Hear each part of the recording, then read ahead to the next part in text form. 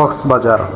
কক্সবাজার সমুদ্র সৈকত বাংলাদেশের দক্ষিণ পূর্বাঞ্চলে অবস্থিত একটি প্রাকৃতিক সৌন্দর্যে ভরপুর স্থান, যা বিশ্বের দীর্ঘতম প্রাকৃতিক অখণ্ড বালুকাময় সমুদ্র সৈকত হিসেবে পরিচিত।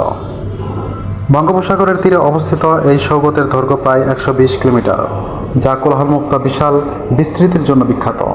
এখানে সূর্যোদয় ও সূর্যাস্তের জন্য অসাধারণ দৃশ্য দেখা দেয়।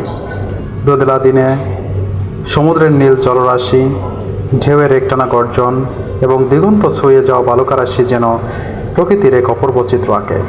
এই বিস্তর সৌন্দর্য উপভোগ করার জন্য আমরা 10 জন বন্ধু মিলে রওনা হলাম সৌন্দর্যের লীলাভূমি কক্সবাজারে। তখন বাজে রাত 2টা। আমি নারায়ণগঞ্জের চিটাগং রোড হতে বন্ধুদের সাথে মিলিত হলাম। চিটাগং রোড থেকে কক্সবাজারে যাত্রা শুরু হতেই যেন এক নতুন অভিজ্ঞতার দরজা খুলে যায়। ভোরের আলোয় ফুটে ওঠার সঙ্গে সঙ্গেই মাইক্রোবাস ছুটে চলে দক্ষিণের পথে। জানালার কাছে ভেসে ওঠে গ্রামের খোলা প্রান্তর, সবুজ ধানের ক্ষেত আর দূরে দূরে ছড়ানো গাছপালা। সব মিলিয়ে যেন এক জীবন্ত চিত্রকর্ম। যখন কক্সবাজারের কাছাকাছি পৌঁছায় তখন রাস্তার পাশে দেখা যায় নারকেল গাছ, সমুদ্রের হালকা গন্ধ আর বিশাল নীল আকাশ। দূরে দূরে ঝাউবনের সারি যেন জানান দেয় সমুদ্র আর বেশি দূরে নয়। কক্সবাজার শহরে ঢোকার পথে যখন ডলফিন মোড় অতিক্রম করি তখন মনে হয় যেন সমুদ্রের শহরে প্রবেশের এক প্রতীকী ফটক পার হচ্ছি। অতঃপর আমরা মিডিয়াম বাজেটের একটি রুম বুক করে হালকা লাঞ্চ করে আমাদের কাঙ্ক্ষিত সমুদ্র সৈকত উপভোগের জন্য সোজা চলে গেলাম সমুদ্রের কিনারায়। ঢেউয়ের গর্জন আর বাতাসের সুর মিলে তৈরি করেছে এক অপূর্ব সঙ্গীত। সোনালি বালুকা বেলায় ছোট ছোট শিশুদের হাসি আর দৌড়ঝাঁপে যেন সৈকতটিরও প্রাণ ফিরে পেয়েছে। কেউ বালু দিয়ে দুর্গ বানাচ্ছে, কেউ রঙিন খেলনা হাতে খেলে বেড়াচ্ছে। পাশেই এক একটি সজ্জিত ঘোড়া দাঁড়িয়ে, তাদের গায়ে রঙিন কাপড় আর ঘণ্টার ঝংকার। পর্যটকেরা আনন্দ নিয়ে ঘোড়ায় চড়ে সৈকতের বুকে দুলে দুলে চলছে। এটা যেন এক স্বপ্নময় অনুভূতি। এরপর আমরা ডিনার করার জন্য চলে গেলাম রেস্তোরাঁয়। আমরা কোরাল ফিশ, বারবিকিউ এবং কাঁকড়া খাওয়ার জন্য ডিসাইড করি। অতঃপর আমি দামাদামি করে নিলাম।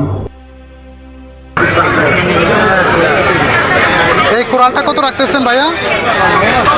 এই কোরালটা কেজি কম রাখবেন? হ্যাঁ, কম কি হবে? মানে কম দেওয়া যাবে কিনা? এইভাবে না, কেজি শেপ নিয়ে ওইভাবে যা। আচ্ছা, আর এই যে হোয়াইট কোরাল দেখা যাচ্ছে, এটা কত? এটা 1000। যাই হোক, আপনি একটা কেজি দেন।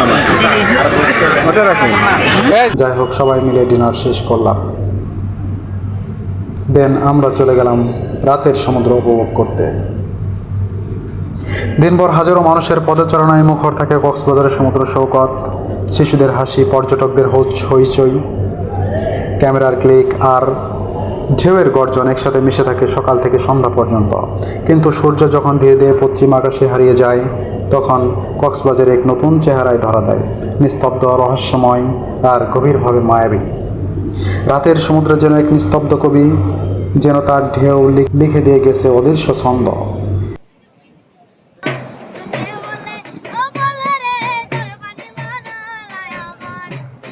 রাতের কক্সবাজার যেন একটা আয়না, এখানে তুমি নিজের আত্মাকে দেখতে পারো, শুনতে পারো নিজের হারিয়ে যাওয়া ভাবনাগুলোর প্রতিধ্বনি। বিস্তারিত থাকছে পরের অংশে। ধন্যবাদ।